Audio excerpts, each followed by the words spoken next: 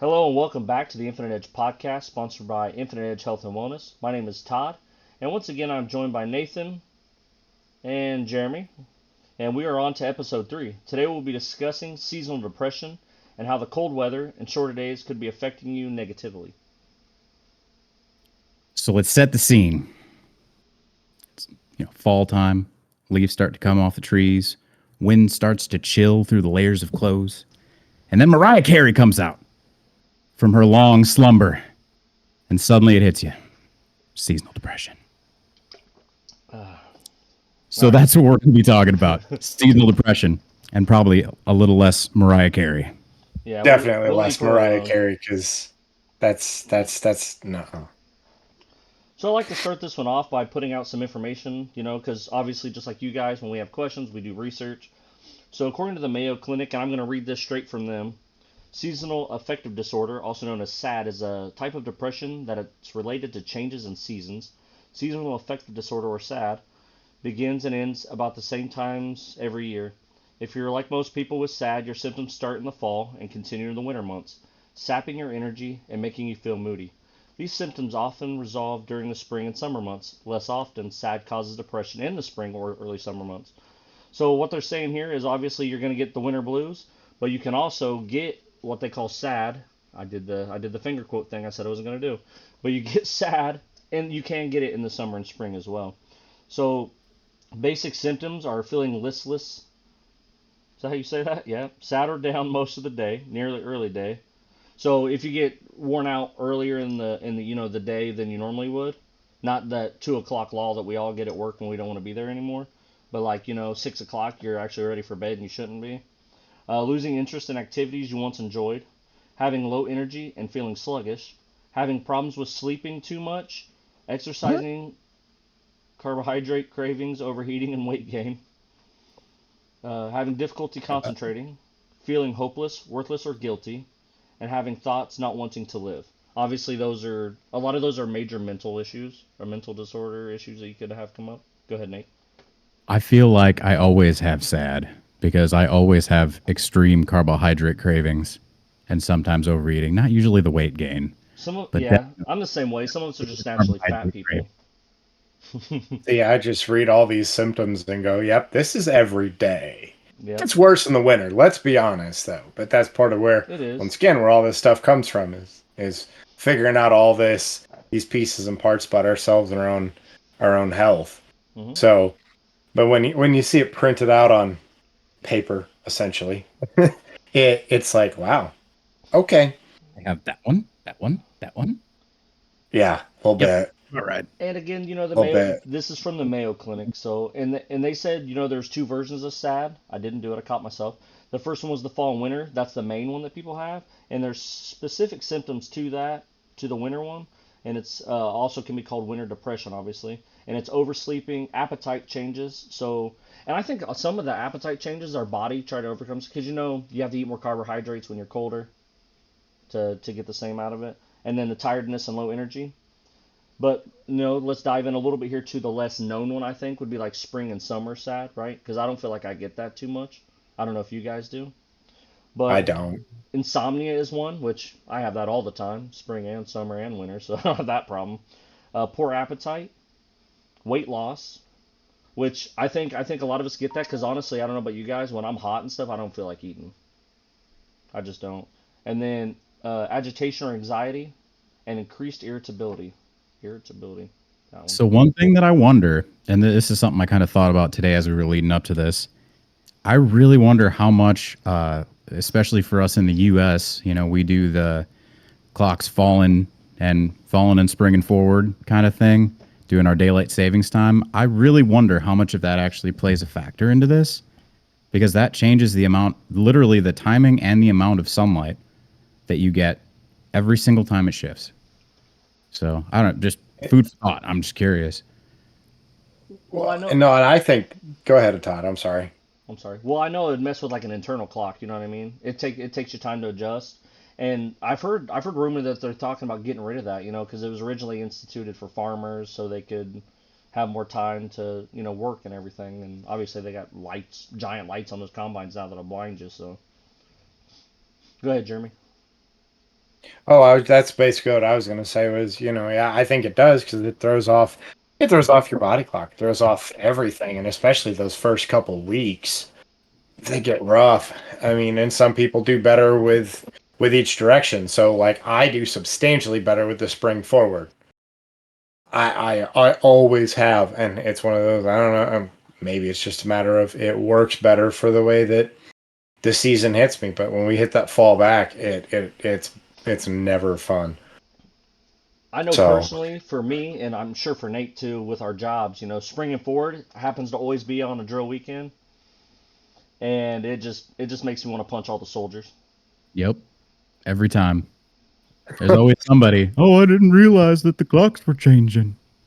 Yeah, even though the phones see, automatically do it.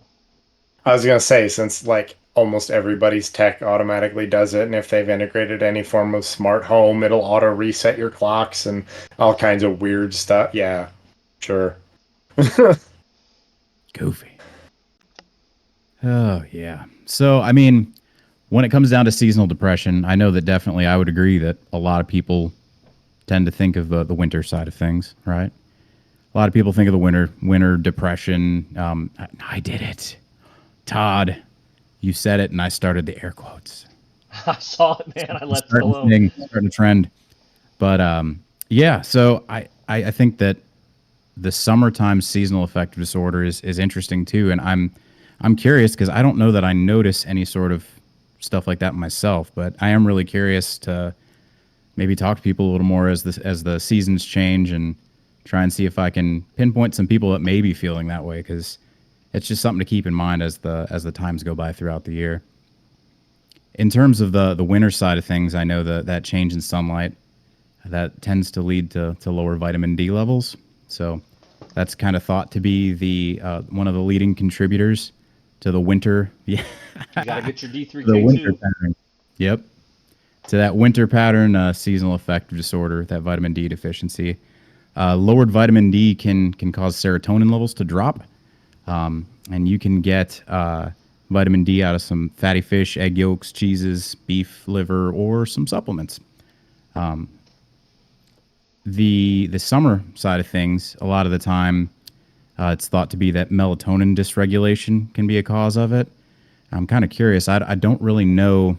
I pulled this information off of a, oh goodness, I don't even remember what website I pulled this off of, but I believe it was WebMD, and it was stating that melatonin dysregulation can be a cause. And I was thinking, I'm not sure why that would be, if not for possibly shifting times or something. Because the only thing that's going to end up changing melatonin, I don't know if temperature maybe, with the temperature season changing. I'm really not sure. So, well, there's that, but in the summer, when you're dealing with if you're talking about melatonin going down in the summer, um, your days are so much longer. So your body, in my brain, would think, well, yeah, it would make sense because you're coming out of it being used to shutting down earlier, potentially, with the dark and where we sit versus then in the summer, we get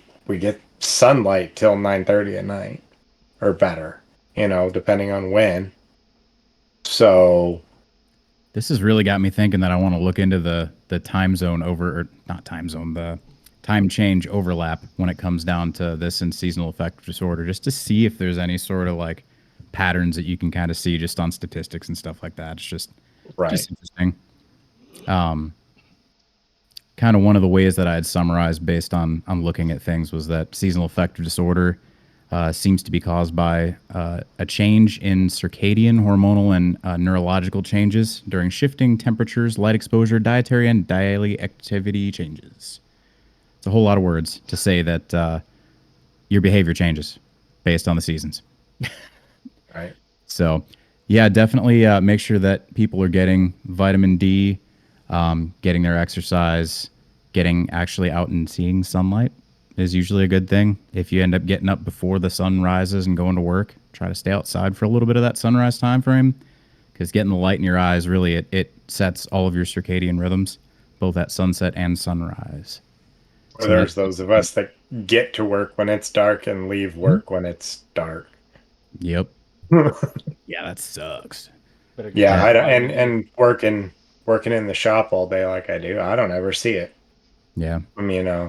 And especially in the winter, it gets real bad. In the summer's not bad. I'm leaving in the sunshine, getting my nice sunshiny morning, and everything's good to go. Especially because most of the time I'm on my Harley anyway. So ride in, get there, work through the day. The doors are open, the fresh air's going, everything's good, and get on the bike. It's still sunshine. I can go.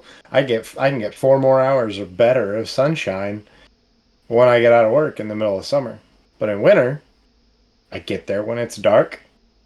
I leave when it's dark. Gets really hard to get out in that sunshine and get that vitamin D. So I think that can definitely pull a big part of why it affects a lot of people, especially for, I don't work in an office, but a lot of people that do office stuff, and are surrounded by synthetic light and blue light constantly instead of that sunshine that helps, our bodies regulate. Because as much as, there's a lot of people that don't like being out in the sun and getting out in the air and whatnot, it's good for you. It helps your body regulate. Yeah, I'm personally trying to make a conscious effort to control what types of light I'm exposed to throughout the day. I'm trying to really get out at sunrise, even if it's just to poke my head outside the on the porch for 10, 15 minutes kind of thing. Sunrise, sunset, and then after sunrise, I try really hard to like eliminate all artificial lights that I can. Like when I go to sleep, I know my PS5, when you put it in rest mode, it has this light that keeps shining throughout the night. And I ended up just getting to a point where I said screw it, and I shut the thing completely off. Is yours that bright?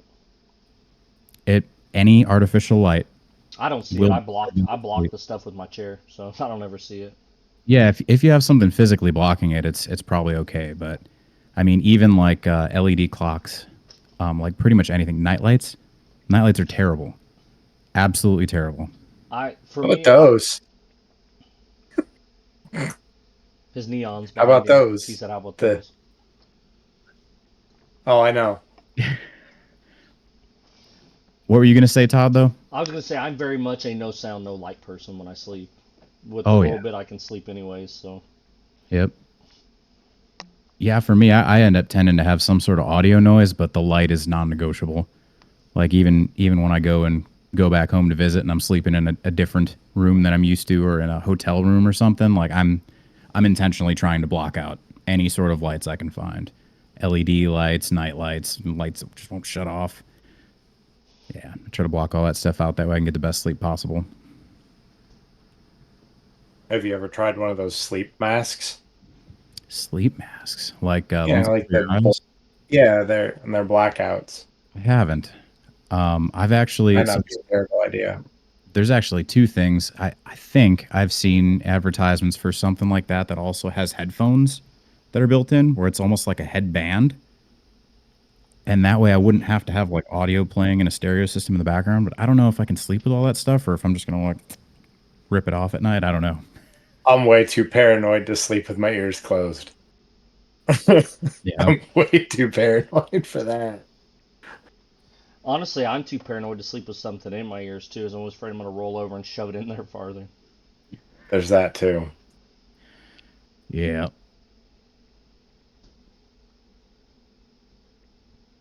But yes, I mean, as we talk about this, the biggest thing that everyone needs to remember is, if you're having mental health struggles or issues, you know, um, due to the seasons, due to, your normal everyday life, kind of like we talked about, um, with we all kind of check off those box every day, always make sure you find someone to reach out to, friends or medical professionals, family, somebody, because everyone would rather hear your struggle than hear your eulogy. So let's, we're all there. I mean, and thankfully, I have some really good people that I can call anytime I need to. But definitely find somebody if you're struggling with that. Also, everyone, please make sure you come back next week. We'll do episode 4. Not sure on the topic yet, but if you watch this video though and you have an idea of a topic, feel free, please comment.